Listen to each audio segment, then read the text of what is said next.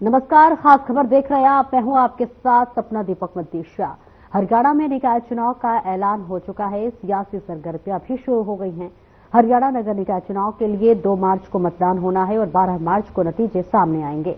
हरियाणा में पहले चरण के निकाय चुनाव के तहत चल रही नामांकन प्रक्रिया सोमवार को समाप्त हो गई।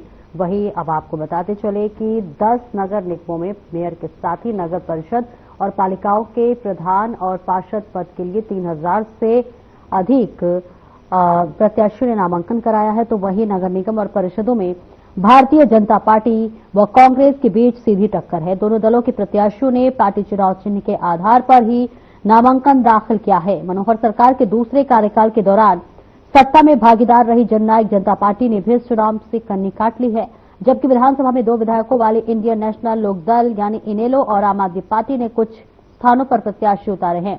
नामांकन के अंतिम दिन कांग्रेस गुरुग्राम के 7, फरीदाबाद निगम के 6 तथा करनाल नगर निगम में 7 वार्डों में अपने प्रत्याशी नहीं उतार पाए। कुरुक्षेत्र जिले के स्माइलाबाद में कागज पूरे नहीं होने के कारण आप प्रत्याशी नामांकन दाखिल नहीं कर पाया। तो वहीं कुरुक्षेत्र जिला बीजेपी कार्यालय में निकाय चुनाव को लेकर बीजेपी की प्रदेश स्तरीय मीटिंग हुई, जिसमें सीएम, मंत्री और विधायक शामिल हुए। इस दौरान बीजेपी प्रदेश अध्यक्ष मोहनलाल बडौली ने कहा कि बीजेपी लोकसभा और विधानसभा की तर्ज पर ये चुनाव लड़ेगी और इसी के साथ उन्होंने चुनाव प्रचार में बड़े नेताओं के आने पर भी संभावना जताई है। बडौली ने कहा है कि चुनाव 10 दिन का है और जरूरत पड़ने पर अगर किसी प्रत्याशी को चुनाव के लिए किसी बड़े नेता की जरूरत महसूस होती है तो बड़े नेता चुनाव प्रचार में जरूर शामिल होंगे। पूर्व सीएम भूपेंद्र सिंह हुड्डा ने आज हिसार पहुंचकर एक प्रेस कॉन्फ्रेंस को संबोधित किया। उन्होंने इस दौरान सैलजा समर्थक रामनिवास राडा को अलग चुनाव लड़ने पर चेतावनी तक दे डाली है। जी हां, हिसार में कांग्रेस के विधानसभा चुनाव में प्रत्याशी रहे रामनिवास राडा बागी होकर कांग्रेस उम्मीदवार कृष्ण सिंगला चिटू के सामने चुनाव लड़ रहे हैं। नामांकन वापसी से एक दिन पहले राडा को दी गई चेतावनी अहम मानी जा रही है। भूपेंद्र हुड्डा ने राडा को अलग चुनाव लड़ने पर कांग्रेस से निकालने की धमकी तक दे दी है। जी हां, हुड्डा से हिसार में रामनिवास राडा पर बागी होकर चुनाव लड़ने पर सवाल किया गया था। रामनिवास राडा हिसार में लगातार 2 बार कांग्रेस की टिकट से चुनाव लड़ चुके हैं और दोनों बार उनका हार का सामना करना पड़ा और इस बार चुनाव हार के बाद राडा ने हुड्डा गुट पर उनको चुनाव हरवाने के आरोप लगाए थे। राडा ने कहा है कि हुड्डा कांग्रेस ने उनको हिसार में हरवाया। उन्होंने हार की रिपोर्ट बनाकर हाईकमान को दी। तो वही अब देखिए, मुख्य चुनाव आयुक्त को लेकर भी सियासी गलियारे इस वक्त सियासी गलियारे में घमासान जारी है।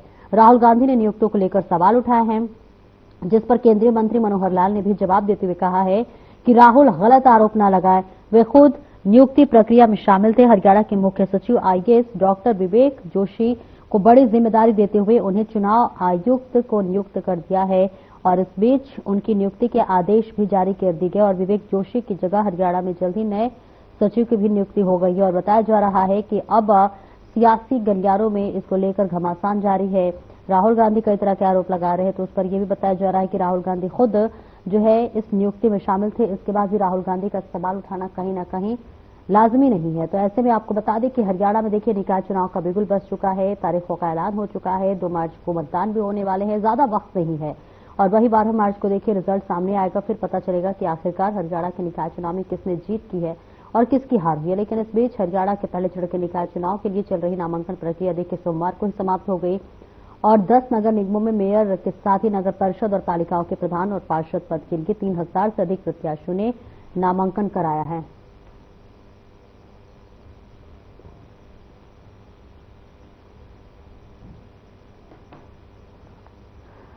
और इस करेंगे चर्चा, इसी पर हमारे साथ खास मेहमान जुड़ रहे हैं। रामराजी शर्मा बीजेपी से हमारे साथ जुड़ रहे हैं और कांग्रेस से नीरज गुप्ता हमारे साथ जुड़ रहे हैं। नीरज गुप्ता जी, चर्चा की शुरुआत आपसे करूंगी। हरियाणा में अब देखिए अब ज्यादा दिन नहीं बचा हुआ है चुनाव को लेकर और ऐसे में देखिए कांग्रेस में घमासान जारी है। अब देखिए जब आज ही पूर्व मुख्यमंत्री भूपेंद्र हुड्डा ने प्रेस कॉन्फ्रेंस की, जिसमें उन्होंने सैलजा कुमारी के समर्थक रामनिवास राडा पर अब कटाक्ष किया है। उन्होंने कांग्रेस से निकालने तक की धमकी दे डाली है। क्या कुछ चल रहा है सर, कांग्रेस में सब ठीक?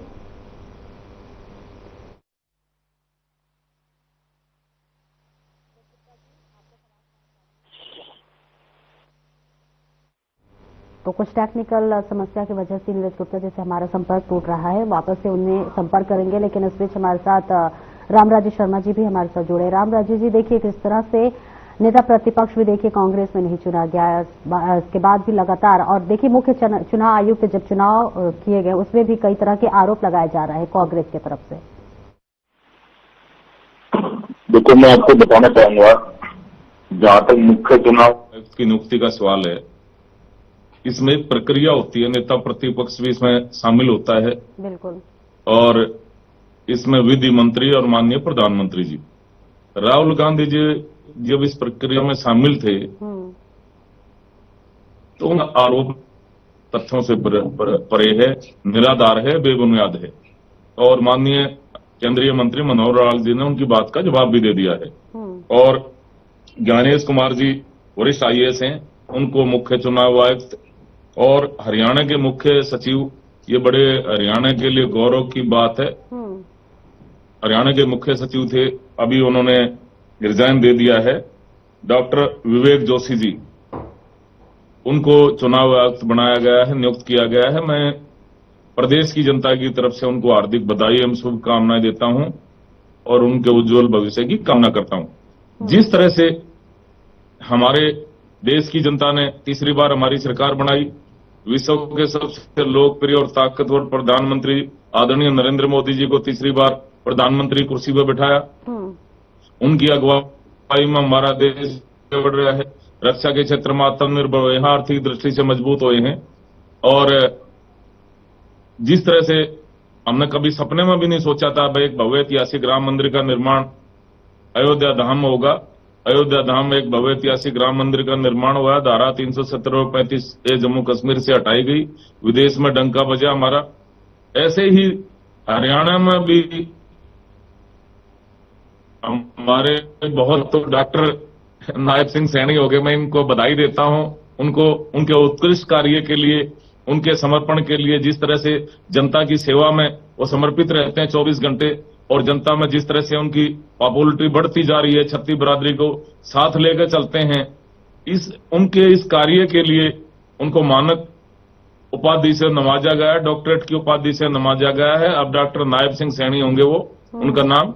मैं उनको इस बात के लिए, प्रदेश की क्षत्रिय बिरादरी की जनता के लिए, इस उत्कृष्ट कार्य के लिए मैं बधाई देता हूं आदरणीय डॉक्टर नायब सिंह सैनी जी को। उनकी अगुवाई में हमारा प्रदेश बहुत आगे बढ़ रहा है। जिस तरह से देवतुल्य जनता जनार्दन दिल्ली की ने हमारे को आशीर्वाद दिया, शपथ बहुमत से हमारी सरकार बनाई, 48 सीट जिता के दी, मैं इसके लिए भी दिल्ली की देवतुल्य जनता जनार्दन का हार्दिक आभार प्रकट करता हूं।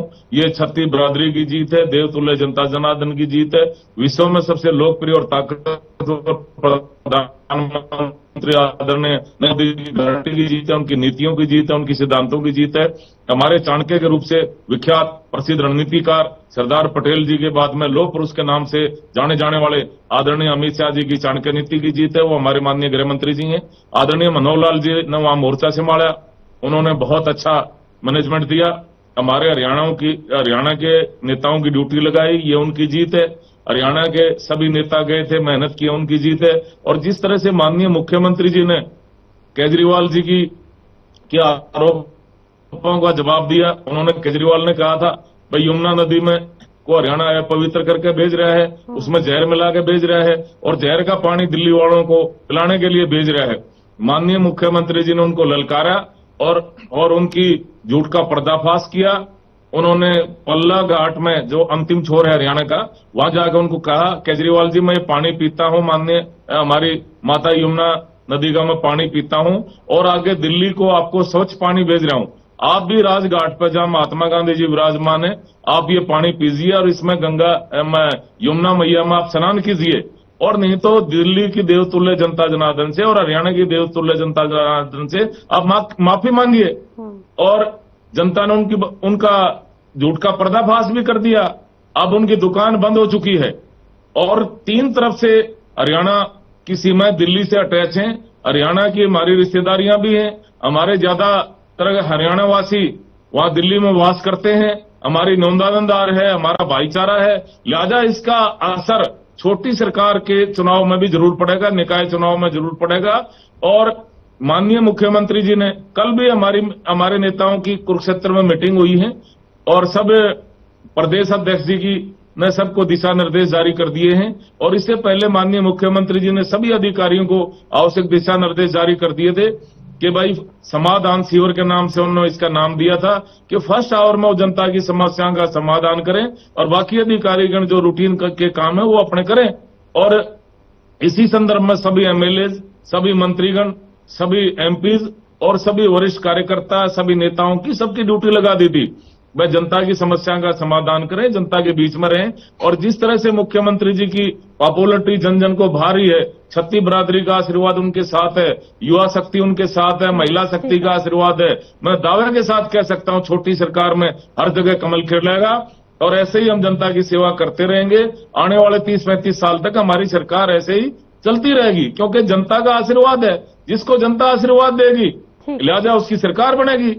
ट्रिपल इंजन की सरकार हमारी बनने जा रही है, डबल इंजन की सरकार हमारी बहुत बढ़िया काम कर रही है और जिस तरह से जनता का आशीर्वाद मिल रहा है, हमारा हर कार्यकर्ता जनता के बीच में समर्पित रहता है और केजरीवाल की झूठ का पर्दाफाश हो गया है। कांग्रेस तीसरी बार आ रही है, वहां पे पहले फर्स्ट टाइम में 0/0 एक भी सीट नहीं आई, सेकंड टाइम में 0/0 एक भी सीट नहीं आई, थर्ड टाइम में एक भी सीट नहीं आई, 0/0। और जिस तरह से कांग्रेस के नेताओं में भागम भाग लग रही है, कांग्रेस के नेता छोड़ छोड़ के भाग रहे, मैं आपको बताऊंगा। इनके एमएलए बिशन लाल सैनी ने कांग्रेस छोड़ा, हिसार से नगर निगम के पूर्व चेयरमैन जिनके बारे में आप बता रहे थे अभी, रामनिवास राणा ने पार्टी छोड़ दी है, युवा कांग्रेस के जिला अध्यक्ष रोहित ने पार्टी छोड़ दी है, हिसार लोकसभा के पूर्व प्रधान भूपेंद्र ने भी पार्टी छोड़ दी है। ये सैकड़ों कार्यकर्ता माननीय मुख्यमंत्री जी की अध्यक्षता में इन्होंने भाजपा ज्वाइन कर ली है। माननीय मुख्यमंत्री जी में आस्था जताई है, भाजपा में आस्था जताई है। ऐसे ही करनाल भी इनका खाली हो गया है।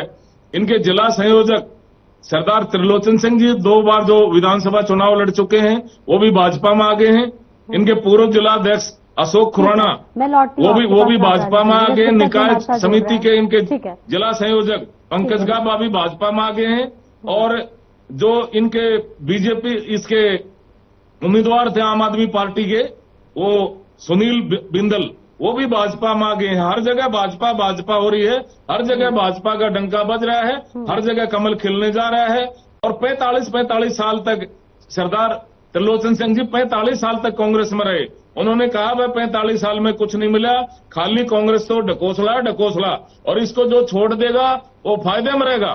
ये भागम भाग लग रही है कि पुराना कार्यकर्ता इनका टिकट लेने वाला था नहीं, नए जो इनके बकाई में आ गए, पकड़ के इन्होंने टिकट थमा दिए, मेयर का भी, पार्षद का भी, और बाकी खाली रह गए क्योंकि और मिला है नहीं, इनके बकाई में कोई आया ही नहीं। तो जिस तरह से मैं आपको बताना चाह रहा था, जनता का आशीर्वाद हमारे को मिल रहा है, छत्ती बिरादरी का हर जगह कमल खिलने जा रहा है। जी ठीक है, नीरज गुप्ता जी आपके पास आना चाहूंगी। देखिए, पूर्व सीएम भूपेंद्र हुड्डा ने प्रेस कॉन्फ्रेंस की सलजा के कुमारी सलजा के समर्थक जो है रामनिवास राणा को, देखिए उन्होंने धमकी तक दे डाली है कि अब आपको कांग्रेस से निकाल दिया जाएगा। हरियाणा में सब कुछ ठीक, कांग्रेस में सब कुछ ठीक है। जब बड़ा परिवार होते हैं छोटी मोटी बातें चलती रहती हैं। इनको अनिल विज ने न्याय सैनी के बारे में क्या कहा ये आपको पता है, सारी बात पता है।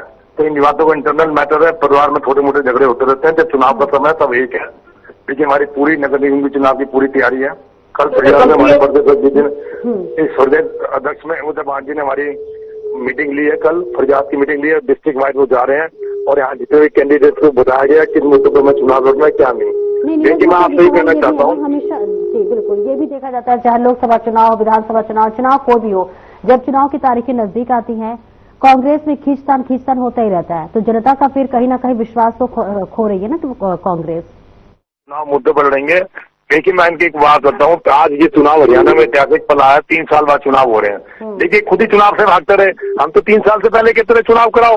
इन्होंने अपने पार्षदों से बोला था कि हम 200 करोड़ रुपए की ग्रांट देंगे, आप क्षेत्र विकास कराइए। आप देखिए पूरे हरियाणा में सारे इन्होंने अपने उम्मीदवार बदल डाले। आप इससे पता चल दे ये फेलियर खुद ही है। अगर उन उम्मीदवार में विश्वास नहीं तो उन्होंने अपने उम्मीदवार क्यों बदले। सब जानते हैं ये सरकार बनने के बाद इस मौके का फायदा उठाए कि सरकार बन गई है, उसका फायदा उठाइए, इसलिए इलेक्शन कराए जा रहे हैं। वरना आप कहते 3 साल जब आपको 5 साल पूरे हो गए तभी इलेक्शन पूरे कराने चाहिए थे, तब क्या दिक्कत थी। चलो एनीवे इलेक्शन में देर आए दुरुस्त है।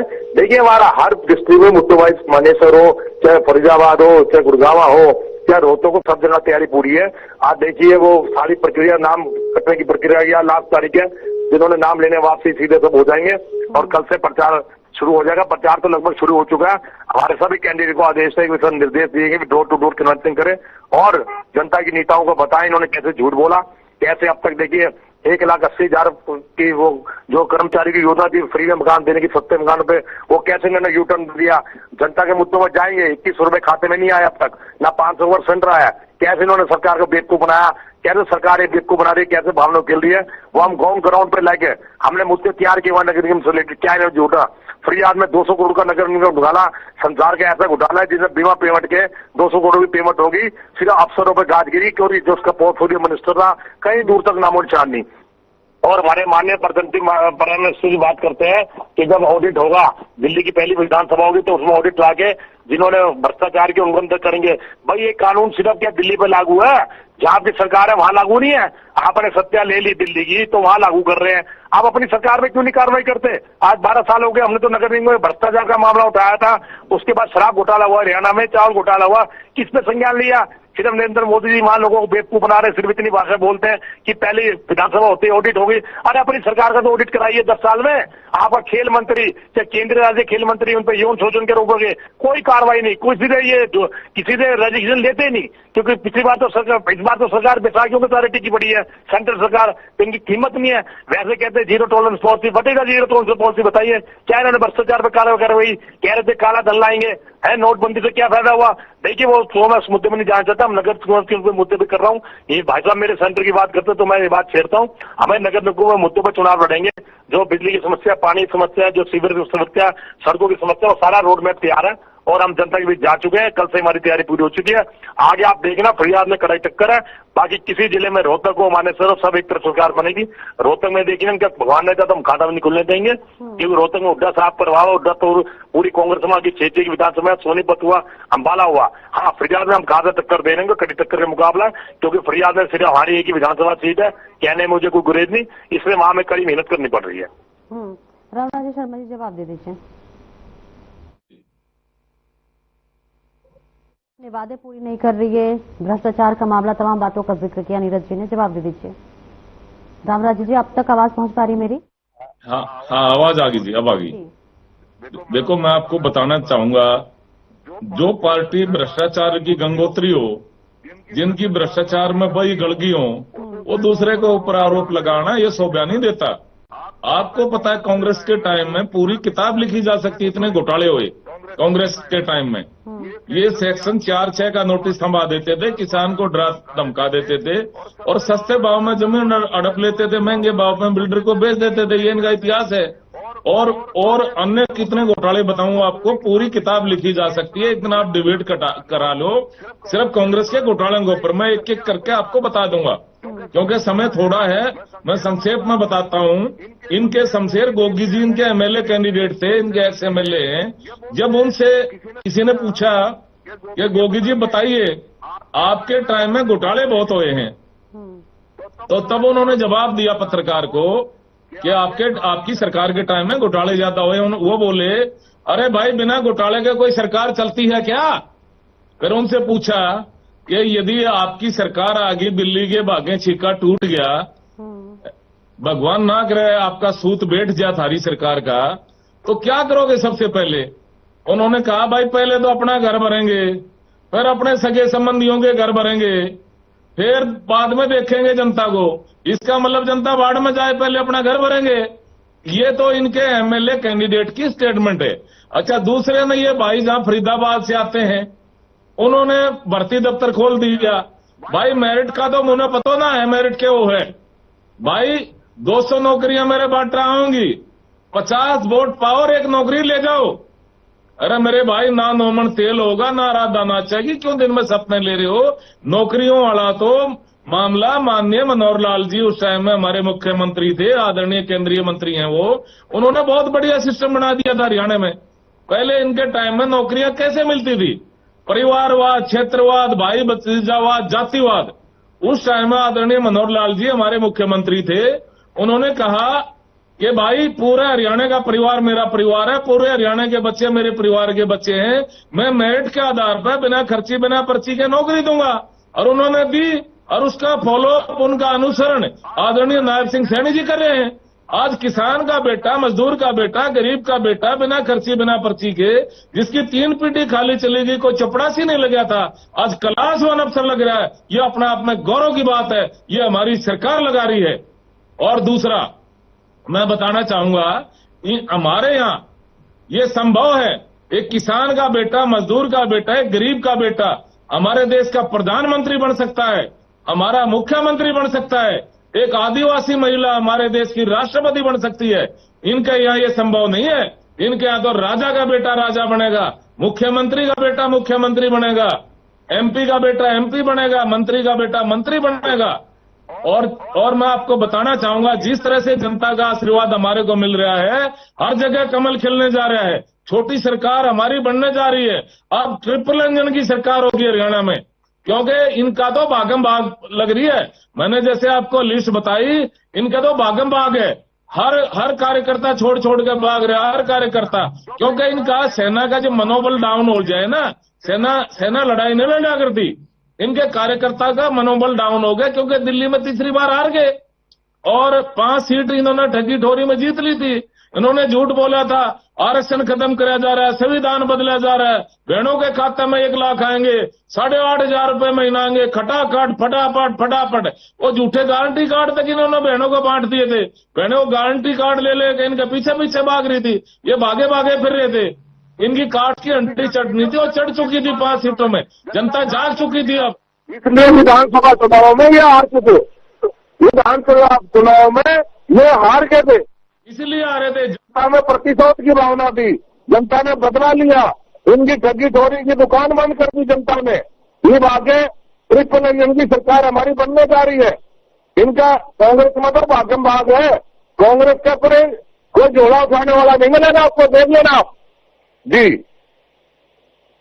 का आरोप आप लगा रहे थे, लेकिन देखिए तमाम बातों का जिक्र करते हुए रामराजन ने कहा कि अगर कांग्रेस का जिक्र कर ले तो पूरी एक किताब लिखी जा सकती है भ्रष्टाचार पे। अरे क्योंकि आपके बयान सामने आया था विधानसभा चुनाव के दौरान, ये सभी ने देखा था। ये तो किताब अपने ऊपर ही पूरी लिख सकता है। ऐसे बातें बन रही है ना दुनिया भर की, झूठ, ठगी चोरी ऐसे वर्ड यूज करता है जैसे क्रिमिनल माइंड का हो। ये इसकी भाषा देखिए ना, ये कोई सभ्य भाषा होती है ठगी चोरी? ये ठगी चोरी खुद करते हैं।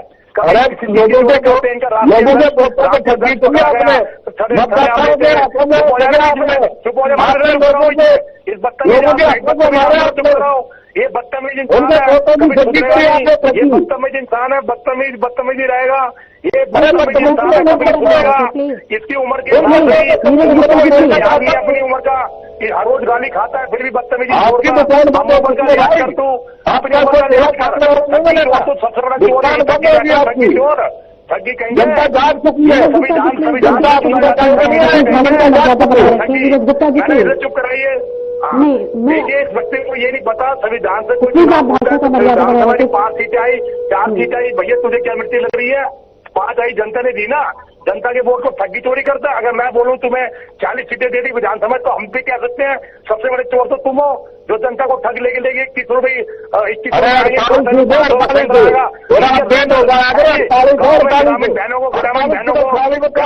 स्कूटी में मैं इसके बीच में नहीं बोला, इसमें सुनने की क्षमता नहीं है, सिर्फ बोलते से चुप कराइए बीच में।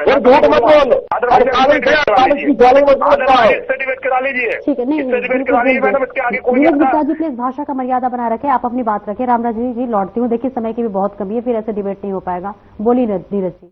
21 रुपए ठगी किसने करी? 500 रुपए गैस सिलेंडर कब आएगा? इसकी ठगी किसने करी? जनता ये भी जानती है। ग्रामीण में लड़कियों को स्कूटी देने का वादा किया था, वो ठगी किसने करी? जनता सब जानती है ठगी किसने करी। कैसे ठग झूठ बोल के सीटें ले आए, सब जानते हैं। 2 करोड़ रोजगार आएंगे, 100 स्मार्ट सिटी बनाएंगे, और मेट्रो की फरियाद में मेट्रो विस्तार गुड़गांव तक जाने थी, बल्लेपुर करनी थी, वो ठगी किसने करी? सब जनता जानती है। तो ठीक है, इनकी सत्ता हाथ में लग गई, तो सत्ता हाथ लगने से पाप नहीं धुलेंगे। जो बात सच है सच है। ठीक है, हमें सत्ता नहीं लगी, हम अपनी विचारधारा प्रभावित है, विचारधारा इलेक्शन हार जीत तो चलती रहती है। हमने 45 साल शासन करा, इनको 10 साल में मिर्ची लग रही है। भैया हमने तो 45 शासन राज करा है, तुम क्या सिखाओगे हमें राज करना? आखिर में ग्राउंड रूट तो हमारी जड़ें सिर्फ कांग्रेस की है। कांग्रेस ने जड़ों से देश को सींचा है, वही जड़ों को आप ऊपर बुला रहे हो। आप तो अपनी कोई नीति नहीं है। प्लानिंग कमीशन का नाम बदलने से कोई कमीशन चेंज नहीं हो जाता, विचारधारा चेंज नहीं होती। विचारधारा आपकी वैसी लगी। अमेरिका में से बनते आ रहे हैं, 3-3 जगतें आ रही, कैसे आप आ रहे हैं? देखिए उनकी व्यवस्था सुनिए, कैसे जंजीरों में जगह जगह के बोला। और जब प्राइम मिनिस्टर मोदी जी ने पूछा भैया उसका भैया अडानी पे क्या है, वो पर्सनल मामला है, क्योंकि हवा खिसक चुकी थी, अपने साथ नहीं जाते। खास चर्चा में जोड़ने के लिए बहुत सारे झूठ। ठीक है, तो देखिए निकाय चुनाव का बिगुल बज चुका है हरियाणा में, और ऐसे में सभी पार्टियां अपनी अपनी चुनावी रणनीति को लेकर चुनावी मैदान में है। और ऐसे में एक तरफ कांग्रेस के अगर जिक्र कर ले तो कांग्रेस चुनाव को लेकर जीत करने की कोशिश कर रही है, तो वहीं बीजेपी में दिल्ली फतेह के बाद भी जोश जो है वो हाई है। 12 मार्च को पता चलेगा कि आखिरकार निकाय चुनाव में कौन सी पार्टी जीतती है और किसकी हार होती है। फिलहाल इस चर्चा में मेरे साथ इतना ही। नमस्कार।